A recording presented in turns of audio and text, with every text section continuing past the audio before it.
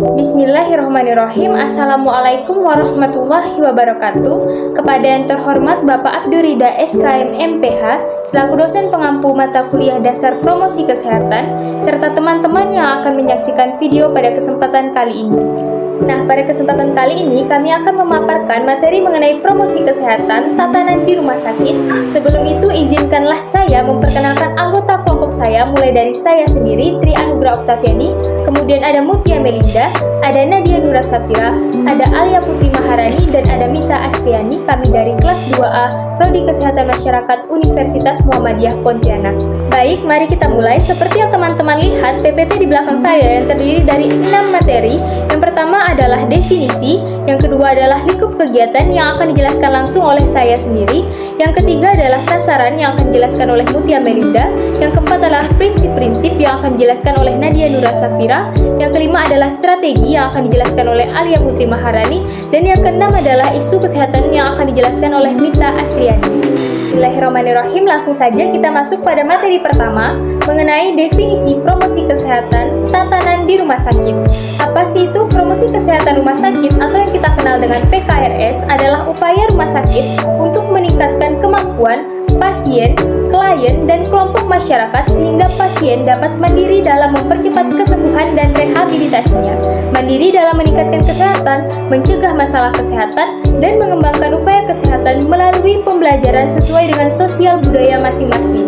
Nah, tujuan dari PKRS sendiri adalah terciptanya masyarakat rumah sakit yang dapat menerapkan perilaku hidup bersih dan sehat melalui perubahan pengetahuan, sikap, dan perilaku pasien rumah sakit, serta pemeliharaan lingkungan rumah sakit, dan terdapatnya pemanfaatan yang baik bagi semua pelayanan yang disediakan oleh pihak rumah sakit.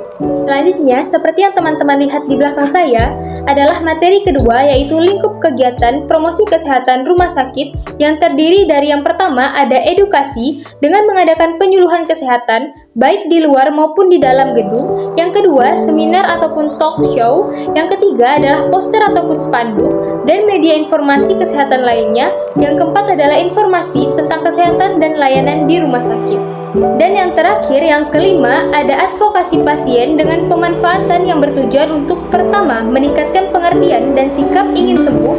Yang kedua, memberikan pengertian kepada orang sekitarnya dan keluarga. Yang ketiga, memberikan pengertian dan pengetahuan serta sikap penggunaan fasilitas kesehatan secara tepat dan benar. Yang keempat, mengerti dan mendukung dalam upaya pencegahan agar keluarga tidak tertular penyakit yang sama. Yang kelima, membantu pasien yang sudah sembuh untuk meningkatkan kesehatannya agar tidak tertular kembali dengan penyakit yang sama. Dan yang keenam adalah upaya pencegahan penyakit dan perubahan perilaku untuk hidup sehat. Hai, saya Mutia Melinda. Saya akan melanjutkan penjelasan yang telah disampaikan sebelumnya. Nah, di sini saya akan menjelaskan tentang sasaran promosi kesehatan di rumah sakit. Nah, terdapat 5 sasaran promosi kesehatan di rumah sakit. Yang pertama adalah sumber daya manusia rumah sakit, yang kedua adalah pasien, yang ketiga adalah keluarga pasien, yang keempat adalah pengunjung rumah sakit, dan yang terakhir adalah masyarakat di sekitar rumah sakit. Nah, mari kita bahas yang pertama, yaitu sumber daya manusia rumah sakit. Sumber daya manusia rumah sakit adalah mereka yang terdiri dari tenaga medis maupun tenaga non-medis. Nah, tenaga medis ini secara khusus telah diposisikan sesuai tugas dan fungsi yang sesuai dengan latar belakang pendidikan mereka. Nah, dengan adanya promosi kesehatan di rumah sakit bagi sumber daya manusia rumah sakit, tentu akan meningkatkan pemahaman promosi kesehatan bagi tenaga kesehatan, dan ini akan membangun hubungan citra rumah sakit yang baik. Selanjutnya yang akan kita bahas adalah yang kedua sekaligus yang ketiga, ada pasien dan keluarganya. Nah, pada pasien dan keluarganya, sasaran promosi kesehatan ini bertujuan untuk meningkatkan kemampuan pasien, klien, dan kelompok masyarakat sehingga pasien dapat mempercepat proses penyembuhan dan rehabilitasinya. Nah, sedangkan pada keluarga pasien yang lain dapat meningkatkan kesehatan mereka sendiri dan mencegah masalah kesehatan. Dan yang selanjutnya yang akan kita bahas adalah pengunjung rumah sakit. Nah, sasaran promosi kesehatan di sini bertujuan untuk memampukan masyarakat untuk memelihara kesehatan mereka dan juga meningkatkan kesehatan dengan menciptakan suatu keadaan yang kondusif. Dan yang terakhir, sasaran promosi kesehatan adalah masyarakat di sekitar rumah sakit. Hal ini dilakukan dengan menggunakan pesan kesehatan yang disampaikan dan ditempel di dinding rumah sakit. Pesan-pesan ini berisikan pencegahan penyakit, proses penyembuhan dan pemulihan, dan tentunya akan membuat masyarakat menjalani pola hidup bersih dan sehat. Sekian yang bisa saya sampaikan. Saya Nadia Nora Safira, saya akan menjelaskan mengenai prinsip penyelenggaraan promosi kesehatan rumah sakit. Yang pertama ada paradigma sehat. Penyelenggaraan pelayanan kesehatan lebih difokuskan kepada peningkatan, pemeliharaan, dan juga perlindungan kesehatan, sehingga tidak hanya terfokus kepada pemulihan ataupun penyembuhan penyakit. Rumah sakit sebagai institusi pelayanan kesehatan tingkat rujukan berperan penting mendorong seluruh pemangku kepentingan untuk berkomitmen dalam upaya promotif dan preventif dalam mencegah dan mengurangi resiko kesehatan yang dihadapi pasien, keluarga pasien, SDM rumah sakit, pengunjung rumah sakit, dan masyarakat, serta menjaga agar tetap dalam keadaan sehat.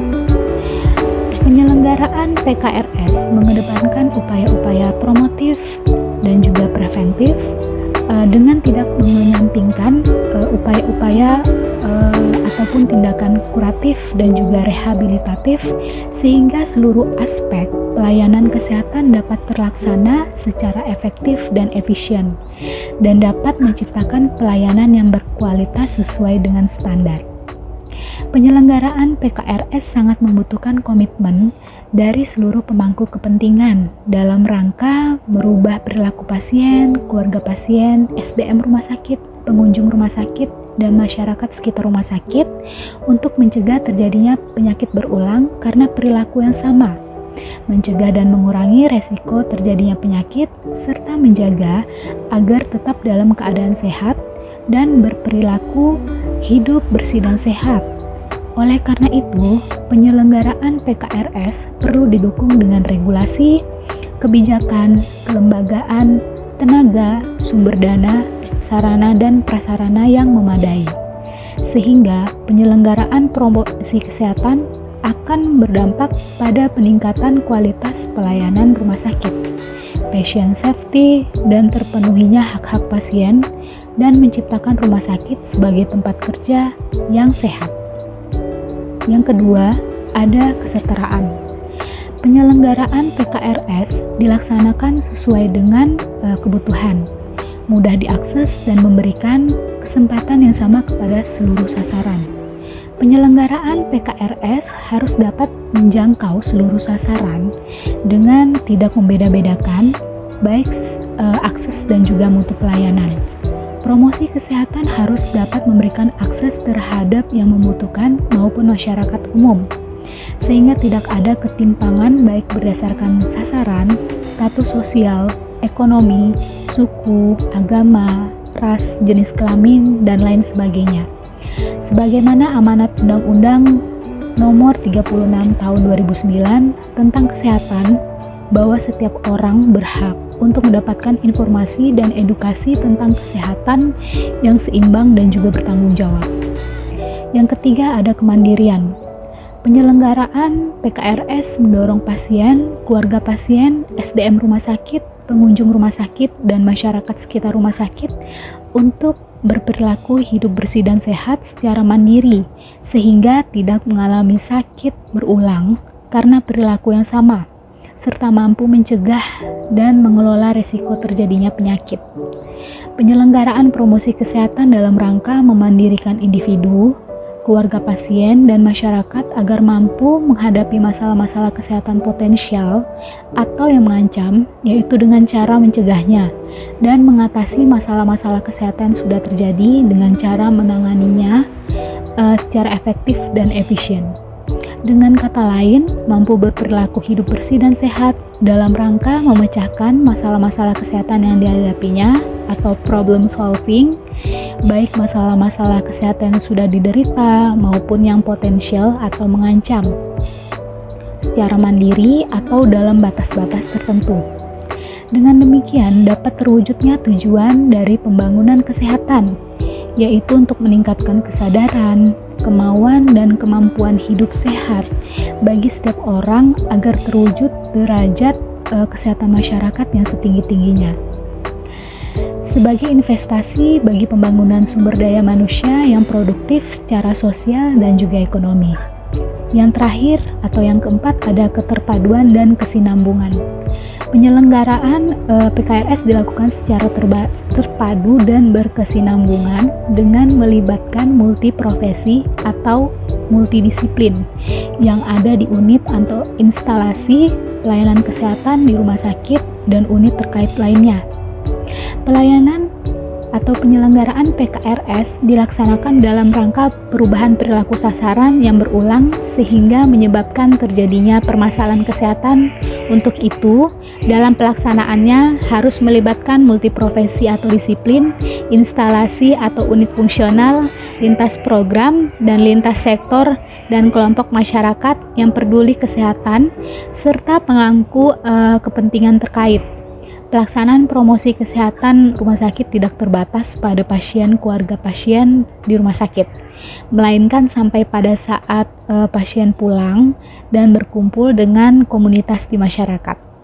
Untuk itu, penyelenggaraan PKRS terpadu dan terintegrasi dengan upaya promosi kesehatan di puskesmas, sehingga promosi kesehatan yang dilaksanakan rumah sakit dan puskesmas dapat bersinergi secara berkelanjutan.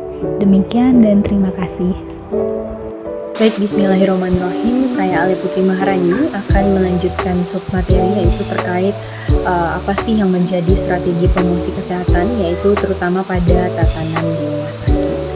Nah, pada strategi promosi kesehatan di rumah sakit ini mencakup 4 poin utama, diantaranya yaitu pemberdayaan, kemudian didukung pula oleh bina suasana, advokasi, dan kemitraan. Nah, yang pertama yaitu terkait pemberdayaan, yang dimana sasarannya adalah primer atau individu. Nah, misalnya dapat diberikan konseling pada pasien di rumah sakit. Kemudian diharapkan juga terkait pemberdayaan ini agar dapat terciptanya gerakan masyarakat yang mandiri. Nah, seperti apa? Nah, misalnya berperilaku hidup yang lebih sehat. Kemudian setelah pemberdayaan ada pun bina suasana atau social support, yaitu terkait apa sih sebetulnya yang dapat diberikan oleh pelayanan rumah sakit. Nah, misalnya terkait memberikan arahan atau pembekalan penjenguk pasien secara berkelompok, atau bagaimana sih pemanfaatan ruang tunggu dengan baik, atau bisa juga menyebarkan leaflet atau spanduk terkait perilaku hidup yang lebih sehat misalnya. Nah, kemudian ada pun advokasi.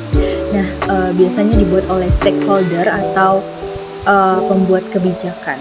Nah, di rumah sakit ini kan misalnya dapat dilakukan dengan dropping pasien, yaitu inisiatif dari pihak rumah sakit yang berkoordinasi dengan Dinas Kesehatan Kabupaten atau Kota untuk mengantarkan pasien yang sudah diperbolehkan pulang oleh dokter yang merawat. Nah, kemudian ada pun sambang luyung keliling, di mana pada pasien yang telah diantarkan pulang tersebut akan diberikan konseling atau edukasi kepada pasien tersebut, kemudian pihak keluarga, atau intinya kepada sanak saudara terdekat pasien lah ya. Yaitu misalnya terkait pemberian obat atau terkait rehabilitasi di rumah. Nah, jika memang keadaan pasien masih tidak kondusif, ya nantinya akan dibawa kembali ke rumah sakit untuk dilakukan rawat inap kembali. Lalu advokasi yang mungkin dapat dilakukan adalah terkait bantuan kepada pasien yang kurang mampu, yaitu dapat melalui program Jamkesmas, misalnya BPJS Kesehatan. Nah, yang terakhir yaitu kemitraan, di mana pada kemitraan ini dilakukan pula upaya pemasaran dan pemasaran rumah sakit yang tentunya akan mengutamakan prinsip kesetaraan, kemudian saling terbuka, kemudian saling menguntungkan bagi berbagai pihak. Nah, upaya kemitraan ini diharapkan pula agar masyarakat atau pasien dapat memahami pelayanan kesehatan yang akan diterima atau yang akan didapatkan. Nah, intinya dari keempat strategi ini dilakukan kepada orang-orang, baik itu kepada pasien, kepada klien, kemudian para pekerja, atau kepada pihak keluarga yang berada di sekitaran rumah sakit. Jadi ruang lingkupnya hanya di rumah sakit saja. Nah, mungkin hanya itu yang dapat saya sampaikan. Terima kasih. Isu kesehatan, promosi kesehatan rumah sakit, tingginya prevalensi TBS dan stunting serta rendahnya cakupan imunisasi di Indonesia yang menjadi isu kesehatan PKRS. Dalam Permenkes, rumah sakit wajib menyelenggarakan PKRS dengan prinsip paradigma sehat, kesetaraan, kemandirian, keterpaduan, dan berkesinambungan. Rumah sakit milik pemerintah ataupun swasta sebagai institusi atau fasilitas pelayanan kesehatan rujukan berperan penting dalam mendorong seluruh pemangku kepentingan untuk berkomitmen dalam upaya promotif dan preventif dalam mencegah dan mengurangi. Mengendalikan resiko penyakit yang dihadapi oleh pasien, keluarga pasien, SDM, rumah sakit, pengunjung dan masyarakat. Dalam hal ini, peran promosi kesehatan rumah sakit atau PKRS sangat penting dan diperlukan dalam mengedepankan upaya-upaya promotif dan preventif dengan tidak mengesampingkan tindakan kuratif dan rehabilitatif sehingga seluruh aspek pelayanan kesehatan dapat terlaksana secara komprehensif. Contohnya, dalam pencegahan dan penanganan COVID-19, PKRS memiliki peran penting dalam menyusun strategi komunikasi, perubahan perilaku, dalam meningkatkan kesadaran, kemauan, dan kemampuan seluruh pemangku kepentingan atau sivitas hospitalia dalam upaya pencegahan infeksi COVID-19 di lingkungan rumah sakit. PKRS sendiri menjadi motor penggerak dalam penerapan adaptasi kebiasaan baru baik di lingkungan rumah sakit ataupun di rumah dan di lingkungan masyarakat. Karena rumah sakit memiliki sumber daya yang potensial yang dapat dioptimalkan dalam perubahan perilaku. Penyelenggaraan promosi kesehatan rumah sakit dalam penanganan COVID-19 membutuhkan komitmen dari seluruh pemangku kepentingan yang dilakukan secara terpadu dan berkesinambungan. Komitmen pimpinan rumah sakit merupakan modal utama dalam penyelenggaraan PKRS disertai dengan dukungan mitra-mitra potensial dan sumber daya lainnya.